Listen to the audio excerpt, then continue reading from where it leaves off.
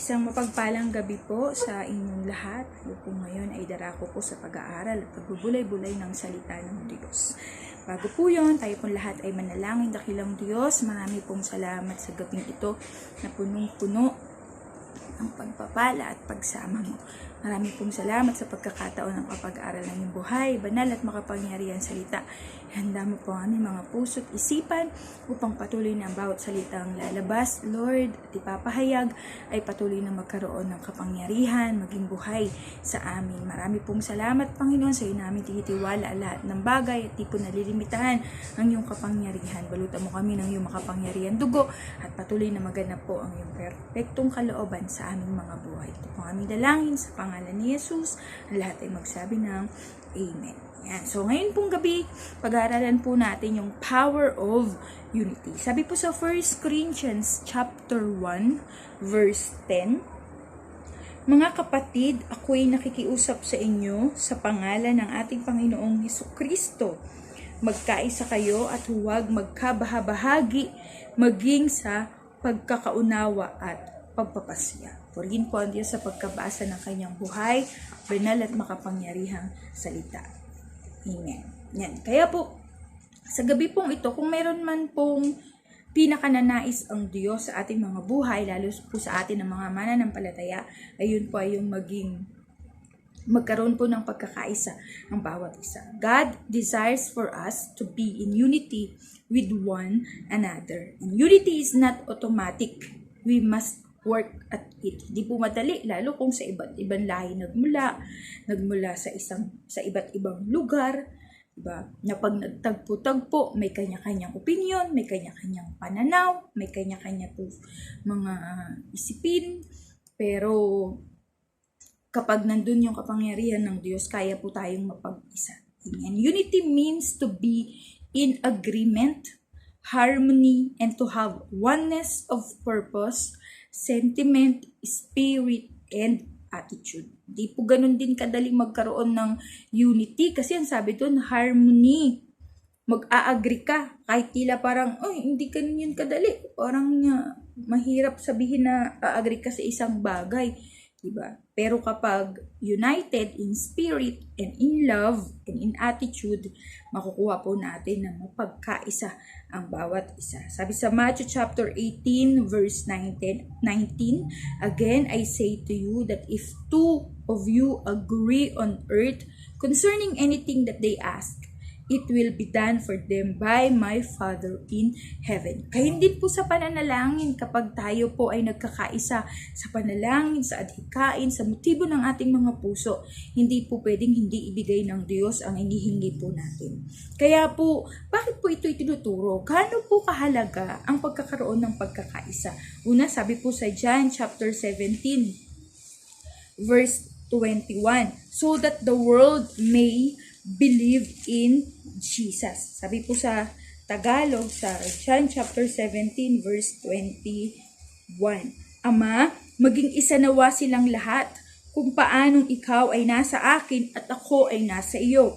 Gayon din naman, maging isa nawa sila sa atin upang ang sanlibutan ay maniwala na ikaw ang nagsugo sa akin. Purihin po ang Diyos sa pagkakabasa ng kanyang buhay, banal at makapangyarihan salita. Sabi po doon, hindi makikilala ng ilan o ng iba si Kristo kung tayo po mismo nagkakanya-kanya, kung tayo mismo ay may sariling mga suggestion na nagiging dahilan upang magkawatak-watak. Pero sabi dun sa binasa natin, kung ikaw at ako ay nagkakaisa kay Kristo, makikilala ng lahat kung sino si Jesus. Sabi sa Psalms 133 verses 1 to 3. Sabi dito, napakaligaya at kahanga-hanga sa ating pangmasid ang nagkakaisa at laging sama-sama na magkakapatid. Langis ng olibo ang nagkakatulad at nakakawangis sa ulo at balbas nitong si Aaron kapag ipinahid. Umaagos ito at ito'y nababasa pati ang suot na damit. Katulad din ito'y hamog sa umaga sa bundok ng Hermon, hamog na dumilig sa dakong maburol na bundok ng Sayon. Sa lugar na ito, nangako si Yahweh ang pangakong buhay na mananatili. Kaya po nabuo ang awiting napakaligaya at kahanga-hanga sa ating pangmasin. Ang nagkakaisa at laging sama-sama na magkakapatid. Di ba po? Kaya po napakahalaga na tayo kahit po sa mga panahon ngayon na naka-quarantine po tayo. Dapat ramdam pa rin po natin ang pagkakaisa bilang mga tunay na anak ng Diyos. Amen? Sabi, behold, how good and pleasant it is for brethren to dwell together in unity. Oh, how good it is when brethren dwell together in unity. O, di ba po? For there the Lord commanded the blessing. So, kapag may unity, ang halaga ng unity, kinukuman ng Lord yung pagpapala. Where there is unity, the anointing will flow. Sino po gusto ng pagpapala? Taas po ang kamay ng gusto ng pagpapala. Sino po ang gusto ng anointing? Kapag po tayo nagkakaisa, ang anointing ng Lord dumadaloy sa iyo at sa akin. You need to have the harmony with God, others, and yourself. Tandaan po ang halaga ng unity. Where there is unity, the anointing will flow. Where there is unity, you will have prosperity. Taas po kami na gusto ng prosperity. Amen. Kapag tayo po'y nagkakaisa, kaisa ni Kristo, tayo po ay pagpapalain ng Diyos. Diba po kahanga-hanga na kahit walang trabaho, kaya dumating sa punto na dahil naka-quarantine nga tayo, hindi pa rin tayo pinagkukulang ng Diyos. And that is the blessings na galing sa ating Panginoon. Nais po niya na ikaw ay managana. Sabihin mo nga po sa iyong sarili, nais ng Diyos na ako ay managana. When there is unity, God commands His blessing and nothing can stop it. Amen? Binasa po natin yun sa 2 Kings. When Jesus say yes, nobody can say no. Diba? Sabi ko po sa inyo, pag pinagpala ka ng Diyos at binuhos niya, walang pwedeng magsabi ng hindi. Walang pwedeng magpahinto nito. Amen? When Jesus say yes, nobody can say no. It will chase you down and find you. Sino po ang gusto na hinahabol siya ng pagpapala? Amen? Hinahabol ka po ng pagpapala. And there are benefits of working together. Napakadami po ng benepisyo ng sama-sama po tayo, nagkakaisa, nagtutulungan, iisa yung puso. The Bible tells us sa Ecclesiastes chapter 4, verses 9 to 12. Sabi, two are better than one because they have a good return for their work. If one falls down, his friend can help him up. But pity the man who falls and has no one to help him up. Also, if two lie down together, they will keep warm. But how can one keep warm alone? Though one may be empowered or overpowered, but two can defend themselves. A cord of 3 strands is not quickly broken. We are encouraged to work in teams instead of alone. Dahil higit po na maraming benepisyo kung tayo ay nagtatrabaho, nagkakaisa ng sama-sama. Ano po ang mga benepisyo? Number 1, ang mabigat ay gumagaan kapag mayroong kang katrabaho. Pag mayroong kang kasama, kahit po ang isang bigat ng problema kapag na-share mo sa tamang tao, sa isang makadiyos na uri ng Kristiyano, gumagaan ka po. Bakit? Kasi napapawasan po nito yung bigat ng problema. If you work with competent and capable team members, kahit gaano pa kabigat ang trabaho, nakakayanan nyo ito sa pag-broadcast ng isang programa. Kung ang announcer ay ang inyong napapakinggan sa palatuntunan, pero kung walang production assistants, walang writers, operator, transmitter technicians, magiging napakabigat ng trabaho sa isang announcer. Kahit po ang JIL Muson, magkaroon ka man ng napakagaling na leader, pero kung ang mga members at workers nito ay hindi tutupad sa tungkulin, hindi gagawin yung duty, yung roles and responsibility ng bawat isa, magiging mabigat ang pagiging isang leader.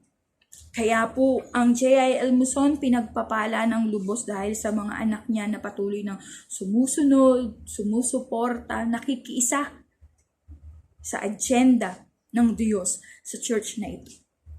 Amen? Kaya po nakaka-bless kapag may mga isisend ang man ng mga video greetings, presentations, nakaka-bless dahil iilan yung dami nung mga kumikilos at sumusuporta.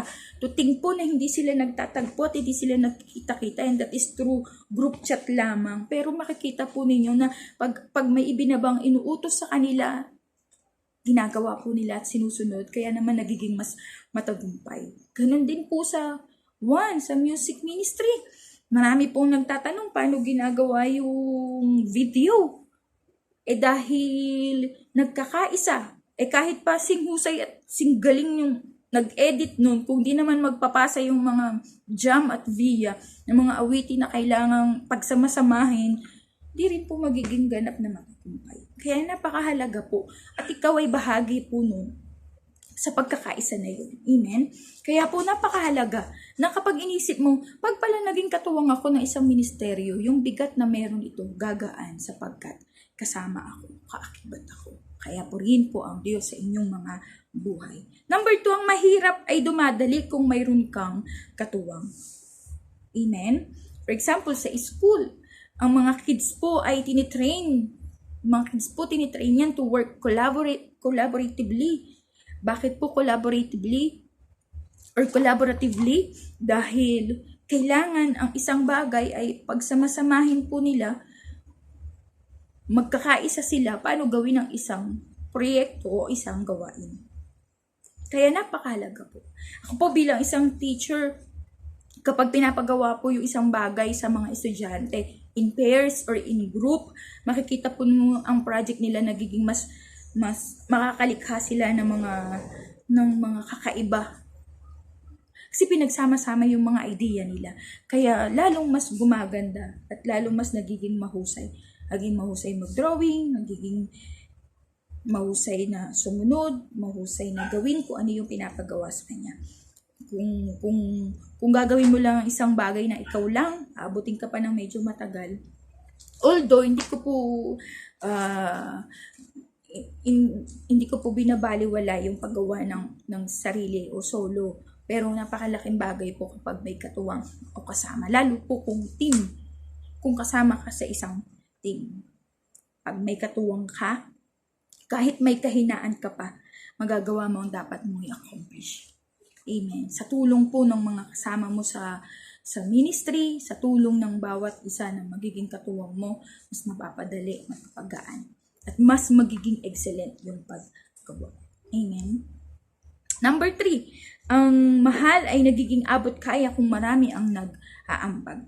For example, kung mayroong bayarin na 1,500, mabigat yun kung isa ka lang. Pero dahil meron kang kasama at katuwang, kung meron kayong 5 na mag-aambagan, yung 1,500 magiging 300 na lamang. So, napakagaan, diba po? So, nagiging manageable yung isang bagay. Kaya po sobrang nakaka-bless po talaga ang mga taga-JIL Muson. Kasi dating sa pag-ambag, pagbibigay, hindi po mahirap na hinga ng kung ano yung nasa damdamin. Diba po? Kaya lalong mas nagiging pagpapala para po sa iba. Amen? Hindi po siya nagiging kabigatan. Number 4, ang lungkot napapalitan ng saya kapag mayroon kang kasama. Ang kagandahan ng mayroon kang ibang katrabaho ay may makikinig sa iyo kapag kailangan mong i-express ang iyong saloobin. may magkokorek sa'yo kung mayroon kang nagawang di wasto. Kaya yung mga kahanga-hanga, yung mga workers and leaders o mga Kristiyano na ready magpakorek. Kasi nga, open rebuke is better than secret love. Yung sasabihin mo sa kanya na, ano po ba yung blind spot? Ano po bang mali sa akin? Ano po bang kailangang itama sa akin? Kaya mayroon kang, kapag may kasama ka, mayroon kang kasamang tumawa, kakatawanan at kabiruan kapag ang trabaho ay masyado nang nagiging monotonous at sobrang seryoso na. Ang mabigat, gumagaan. Ang mahirap, dumadali. Ang mahal, nagiging abot kaya. Ang lungkot, nagiging saya kung nagtatrabaho at nagsasama-sama. Are you ready to work with others and reap the benefits of working in teams? Hindi nag-iisa, kundi nagkakaisa. Hindi po may tuturing na team ang isang grupo o isang pangkat kung nagsusolo kang gumagawa. Hindi nag-iisa, kundi nagkakaisa. Kasama ang Diyos, pumapatnubay at ginagawa kung ano po ang kalooban ng Diyos. Ano nga po ba yung pagkakaisa? Pag pinasa po natin ang Biblia, sabi po sa Deuteronomy chapter 32, verse 30. Ang sabi po rito, paano matutugis ng isa ang 1,000 o ang 10,000 ng 2 katao? Sila'y pinabayaan ng kanilang batong tanggulan na sa kanila'y nagtakwil at nang iwan. Kaya po, makikita po natin na mahalaga po na nagsasama-sama. Although hindi kailangan ng sobrang dami. Hindi kailangan na libo-libo yung mga kasama mo sa pangkat. Sapat na yung iilan kayo, pero meron kayong tamang puso. Katulad ng mga magigiting kawal ni Haring David, no? Mga tinutugtog ang puso ng Diyos. Kaya napakasarap kasama sa ministeryo na alam mo, yung kasama mo, kaakibat mo, katuwang mo, tinutugtog din ang puso ng Diyos. Amen? Ephesians chapter 4, verse 3. Sabi po sa Ephesians chapter 4, verse 3.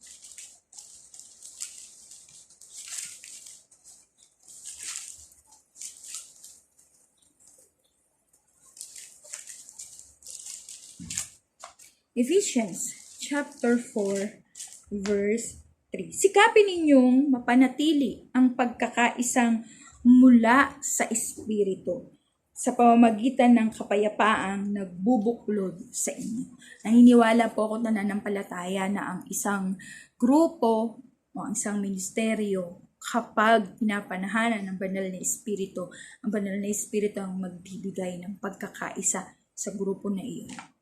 Kaya kung minsan kahit di kayo nagkakaintindihan, pero kapag nananahan ng banal na Espiritu sa iyo, naunawaan at naintindihan mo ang isa.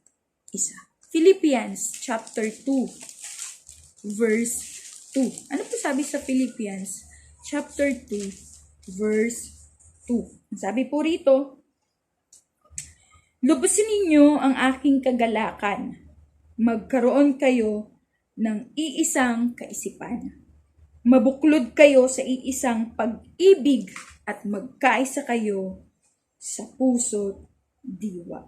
Sipin niyo po yun, ang sabi, magkaroon ng iisang kapayapaan, kagalakan, at magbuklod, magkaisa sa puso't diwa.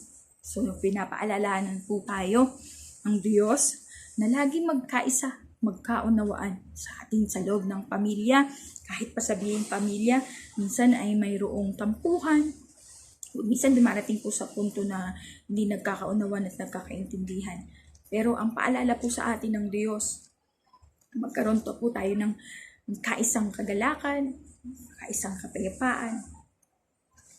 Ang dulot po nito, maging ng puso at diwa. Gayun din po sa 1 Corinthians chapter 1 verse 10 na binasa po natin kanina, I plead you with that there be no divisions among you. Bakit po ito pinapaalala sa atin? Sapagkat mayroong danger ang disunity. May kapahamakang dala kapag hindi po tayo nagkakaisa. pag po tayo nagkawatak-watak. Sabi po sa James chapter 3 verse 16. Ano po sabi sa James chapter 3 verse 16? Sabi po rito, ngunit gawin ninyo ito ng mahinahon at may paggalang. Panatilihin ninyong malinis ang inyong budhi upang mapahiya ang mga nanlalait na humahamak sa inyong magandang pag-uugali bilang mga lingkod ni Kristo. So, nangangahulugan po lamang yon. Sabi po ulit, po natin James chapter 3 verse 16. Sabi, sapagkat saan man naghahari ang inggit at makasariling hangarin, naghahari naghahari din doon ang kaguluhan at lahat ng uri ng masamang gawa. So, ibig sabihin kung wala pong pagkakaisa, punong-puno po ng kaguluhan, mayroon daw pong naghaharing kaguluhan at lahat ng uri ng masasamang gawa. Kaya isipin po natin kung ang isang bansa walang pagkakaisa, gulo, masasama na sa paligid, kanya-kanya, kung ano nung mga pinaggagawa po sa sarili. Ganun din po kung sa loob ng pamilya, di po nagkakasundo. May sariling buhay ang anak, may sariling buhay ang ama ng pamilya, may sariling buhay ang ina ng pamilya. Magkakagulo-gulo po. Napakahalaga po. Ipanalangin po natin sa Diyos na tayo po'y magkaroon ng pagkakaisa. Ano pa po? Proverbs chapter 6 verses 12 to 15. Ano po sabi sa Proverbs chapter 6 verses 12 to 15? Sabi po rito, taong walang kwenta, taong masama, kasinungalingan, kanyang daladala. Ang mata ay ikikindat o kaya'y ipipikit, ikukumpas pa ang kamay upang ikaw ay maakit. Ngunit sa sarili ay masamang iniisip, ang lagi niyang nais ay manggulo sa paligid. Dahil dito, kapahamakan niya ay biglang darating, sa sugat na tatamhi, hindi na nga siya gagaling. Sabi yan sa Proverbs chapter 6:12 verse 15. Ano raw po? Calamity will come. Why? Because God hates discord. God hates disunity. Kaya po, ang sabi, calamity, sugat, mga kaguluhan, hirap. Bakit? Kasi sarili yung nasusunod, hindi yung kalooban ng Diyos. Revelation chapter 12 verse 10. Paano binabasa po natin ang Revelation at napakaganda po ng mga katuruan at kapahayagan.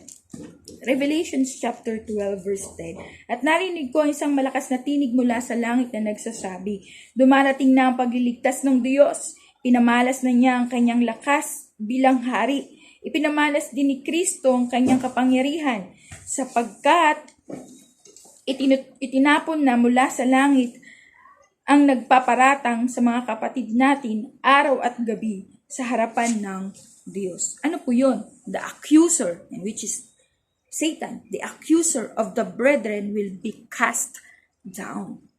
Saan po? Tatapon siya sa apoy ng impyerno. Kaya po tandaan po natin kung isang bagay na ibinaba po sa atin ng presidente, ng ating pong leader, ng magulang po natin, ng ating pong mga nanay, tatay, para sa mga kabataan, napakahalaga po na marunong po tayong sumunod.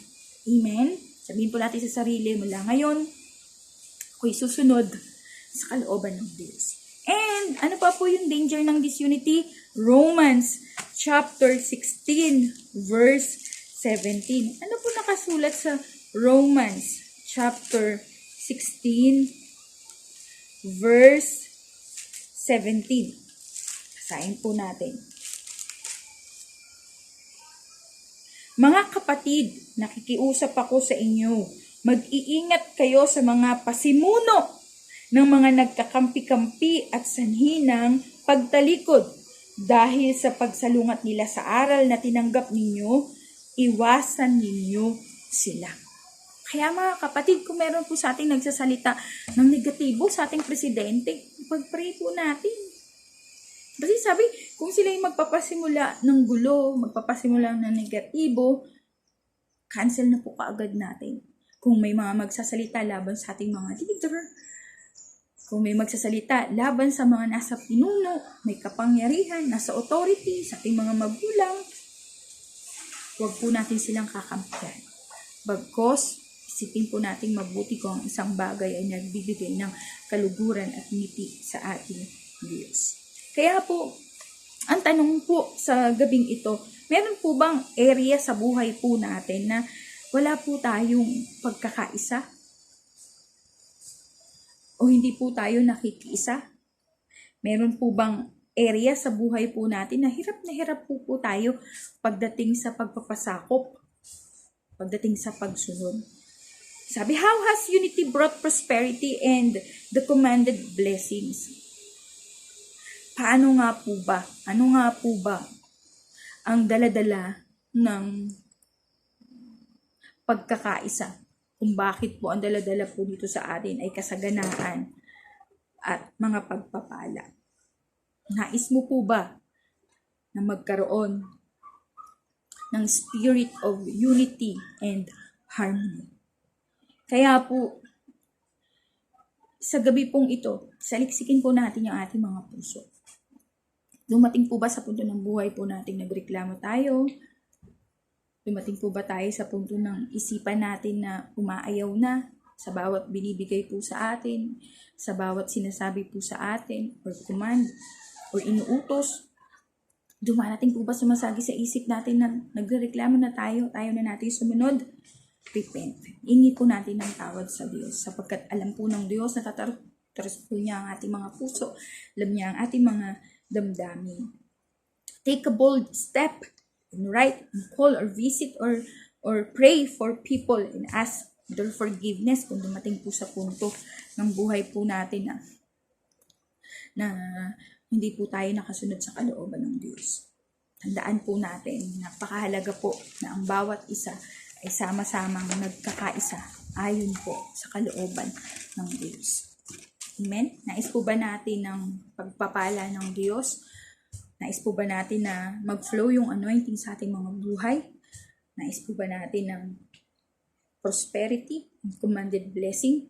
Hingin po natin sa Diyos yung power ng unity sa ating mga buhay. Tayo po lahat ay manalangin. Panginoon, marami pong salamat sapagkat minsan mo pa po kaming tinuruan na patuloy na maging kaisa mo. Kaisa po, Panginoon, ayon po sa iyong kalooban. Marami pong salamat sapagkat alam po namin na sa panahon ngayon ng pandemic, o Diyos, sa panahon po ngayon, Lord, na maraming ibinababa, maraming mga nangyayari sa kapaligiran, Panginoon, nasaan nga po ba kami? Nandun po ba kami, Lord, sa sumusunod sa iyo? Nakikiisa sa iyo? O isa po kami, Panginoon, sa nagrereklamo o sumusuway? Tulungan mo po kami, Panginoon, makasunod sa iyong kalooban na sa kabila po ng nangyayari sa aming mga buhay, sa pangyayari sa mundong ito, Lord, pakita mo pa rin po kami na ang puso po namin nakikiisa sa iyo in good spirit and in harmony and in unity, Panginoon. Maraming pong salamat at ayaw mo po na sa gabing ito. Patnubayan mo po ang buhay ng iyong mga anak. Samahan mo po, Panginoon, ingatan, pagpalain at patuloy pong maranasan ng bawat isa ang biyaya po na bumubuhos sa iyo, mula sa iyo, Panginoon, para sa iyong mga anak. Marami pong salamat, O Diyos. Nakikiisa po ako sa panalangin ng iyong mga anak ayon po sa iyong kalooban. Lord, bless them, Lord, exceedingly and abundantly. Punuin mo po, Lord, ang kanilang mga buhay ng pag-asa, ng pagpapala, ng kapayapaan, ng kagalakan po, Diyos, na nagmumula sa iyo. Marami pong salamat, Panginoon, sapagkat hindi po nalilimitahan ng iyong kapangyarihan, O Diyos. Salamat po, Panginoon. I-bless mo po. And Lord, I speak and I declare, God, Jesus is Lord over their lives, over their family, over, Lord, sa bansang Pilipinas, over our President, God. Salamat po, O Diyos, sapagkat ikaw ang susubaybay, magbibigay sa kanya ng knowledge, ng wisdom, ng strategy, Lord, ng fear na nagmumula po sa iyo. Salamat po, Panginoon, sa iyong mga anak, O Diyos, na handang-handa ng sumunod, maglingkod, Panginoon, makiisa sa agenda mo po, Panginoon. Marami pong salamat sa iyo po sila patuloy na itinitiwala. O Diyos, mangyari po ang perpektong kalooban. Iwan mo po sa iyong mga anak ang pag-ibig ng Diyos Ama, pagpapala ng bugtong na anak na si Jesus at ang pakikipisan ng banal na Espiritu ay lagi po nilang maranasan. Sa iyo po ang pinakamataas na papuri at pasasalamat sa pangalan ni Jesus. Amen. God bless everyone. Thank you so much. Ingat po tayo. Keep safe. Stay home.